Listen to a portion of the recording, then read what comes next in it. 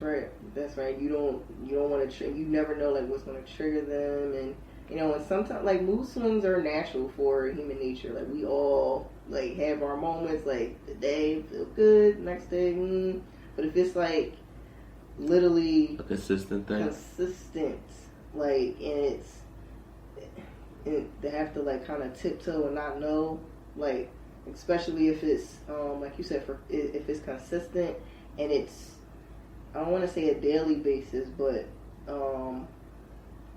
yeah. If it's happening a little bit too quick together, guys,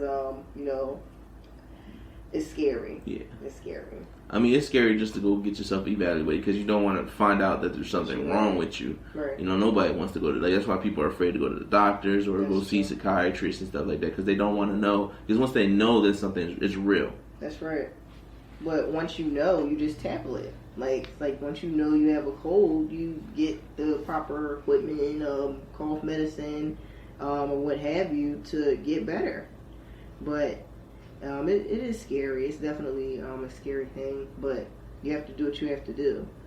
Therapy, I want to shed light on that too, because it's very important. Now, whether or not like it's something that may be able to afford or not, there are resources out there that I feel like people don't utilize enough. Right. You know what I mean? But there's nothing wrong with it. Like, I feel like from a clinical standpoint, everybody needs somebody to talk to, especially if somebody's educated to help you do that, to target the problem and find a solution. Right. Why not fix that? I mean, you don't necessarily have to run a therapy either, because you could definitely just find somebody you're comfortable with and vent to them, and that could be therapeutic for yourself, or find yourself a hobby or something like that to balance out all the negative energy. This is a balancing act, which we, it's a balancing act that we're all going to have to do for the rest of our lives. That's true. But also, I stress therapy because I guess you can say like when talking to somebody, it's different because like you know like the person. Like therapists, they're strangers, but they also they know what they're talking about. They're able to diagnose you and also provide the solutions and clinical treatments and things like that. But it's needed. But it definitely doesn't hurt to talk things out. There's also I bet there's a bunch of hotlines and just random numbers that you can call that have somebody. Like if you want to just talk to a stranger that isn't necessarily, you don't have to see them next day, or they're not going to judge you or nothing like that. That's right. There's definitely other things. There's message boards. I'm not really sure, but I know there's probably be something out there for people. There are many hotlines. There are several. There's suicide, there's substance abuse, there's domestic violence. There's so many hotlines available, and they are free. So guys, I definitely and if it helps any, I will definitely put them in the description box, and please utilize them at your own leisure, or feel free to reach out to me if you need any extra help for resources as well. Because I do care about you guys a lot. But going back to with as far as mental health, like a lot of people also not with just substance abuse, but also eating disorders as well falls under that umbrella. So it can go many ways, especially somebody working from home. They are sitting down, or if they're unemployed, they're home a lot. So naturally just gonna just eat, or just bored, or so sometimes that can fall prey to. I definitely can see that, because especially if a certain meal has some sentimental value. Mm-hmm. It reminds me of home, or my mom's cooking, or whatever it is. You can overindulge in that type of stuff, especially when you have nothing but free time. That's true. And that can go one of many ways, unfortunately. I can say, guys, but was it? Actually, yesterday, because I am on the roads, shall we say, and over in Boston. I mean, it's sad to say that we ran into there's a highway. We were going back to our areas, and there was a highway called was it Meth Highway, something like that? Yeah, I think it was Meth Highway. And looking out of the car window, like you literally see people like that are just you can tell like there's substance abuse issues in there, but they're like in the middle of the street, it's on the sidewalk, but it's a whole community. It's like a sea of people, yeah. Yeah, and it's like I've seen like homelessness. I've seen people that may suffer from schizophrenia or bipolar disorder, or just like substance abuse, like in my own city, like in Philly or in other areas. Yeah, definitely. But it was so concentrated on that one strip. It's crazy.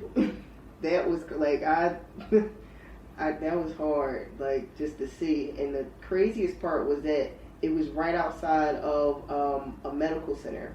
So I was informed that the medical center, the Boston Medical Center, they do help people with other traumas and with substance abuse and things to help treat them, because most of them are uninsured, and that's fine and dandy, but they're still like most of them are homeless as well.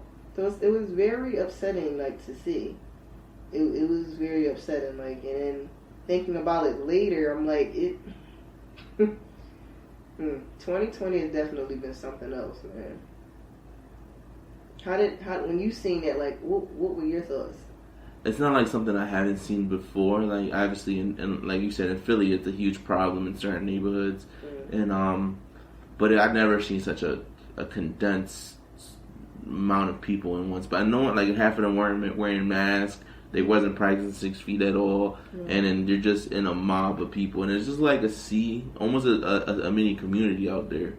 That's right. Of just people, and it's hard. It's sad to see anywhere, but that is definitely an image that would be like forever in my head, just because of the I don't know. It's just crazy to me how many people there was, and this is like not like a little strip. This thing wrapped around the corner and everything, and it's right next to a highway, like you said, next to a hospital. So it's a very like populated spot. Yes. So it's not like we didn't really see too many homeless people or addicts at all throughout the city of Boston. No, it was definitely all concentrated in this one little spot. Right.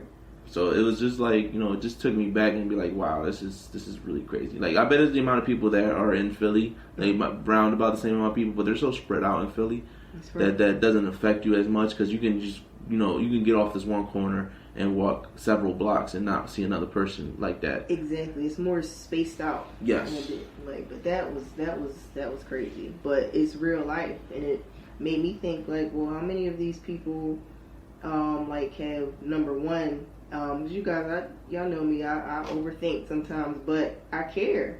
But I was thinking, like, one, like, how many of these people have been substance abuse users or addicts, and then how many? Then also number two, how many of these people were are like most recent, like because of the economy and COVID, like, you know what I mean?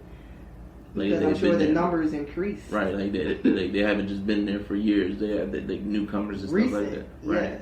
Yes, exactly. And that's kind of scary, but I definitely sent some prayers up for him, because it was kind of like hard to see. But also Boston is definitely stabilized. But they definitely also have they follow the procedures, the guidelines, and everything.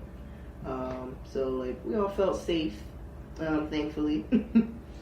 And but yeah, I can definitely say it was enjoyable. It was enjoyable. Nice little step away from Philadelphia for a little bit. Exactly what you needed to recharge your batteries. Recharge, recenter, refocus. retail therapy. Right. And the food was great. Oh, delicious. Oh my God. Yes. So thankful for that. So thankful for that. With Bryant, I wanted to ask you if you have anything you want to add. Not necessarily, nothing too crazy to add. I did sober up in the last few months, so I was a heavy weed smoker for several years, and I'm still a really big activist for legalizing marijuana recreationally and for medical uses. It's not a very harmful drug. It does affect your psyche. Mm-hmm. So I was in a state where I wasn't necessarily liking the way everything was going. The path that I was on wasn't necessarily the path that I want to be on. So I feel like the only thing I could change right there and then was to stop my smoking and start fresh. Because I just thought back to the last time I was like really, really happy with myself and like enjoying life and bettering myself, which was like 5-6 years ago when I was sober. Mm. So I decided to do that. Not saying I'm not going back to weed anytime soon or I won't be smoking weed in the future. It's just for right now, it's the best move for me to not do that, just so I can better on myself. I understand. Yeah, I mean, I applaud you for that too. Yeah, no, I encourage everybody to take a break from alcohol, drugs, a month or two, see how much more energy you would have and how much more patience you would have for people and how much more time you would devote to other things in your life, especially if you're trying to make something improve or build something or create something in general. Drugs take up a lot of time. This is true, and it's also financially crippling. Yes, as well. But yeah, I appreciate you sharing that too. No, I mean, I'm an open book. If you got a question, I'll answer it. Absolutely. But guys, we did appreciate you guys as well joining us today with a wonderful shout out to King Gato. Make sure you guys follow him too on Instagram at King _ Gato 215. 215. There you go. And I'll leave it in the description box for you guys. I have to tell y'all too, I'm so excited because he made me a personalized Real Rap Radiance podcast hat. It's official and it's so amazing. It's so dope. I appreciate you too for getting that for me. Oh, no, absolutely. And I appreciate you having me on my show. And I was raised never to come nowhere empty-handed. So that was my gift to you, right? Absolutely. Yes. Thank you so much for joining me, Bryant. I hope to have you back. And we can discuss something else and move forward. And appreciate you guys for joining us here at Real Rap Radiance Podcast. Also wanted to just as a little bit of encouragement today to let you know, you guys, just to be positive and just hold your heads up, okay? Because it's definitely trying times. And again, remember, like I stressed that we are all in this together. Mm-hmm. But just as a little quote, I wanted to let you guys know. It reads, "Cast all your anxiety on him because he cares for you." And I just want to let you know, guys, that you can take that as you will, but just know that that's a real quote right there,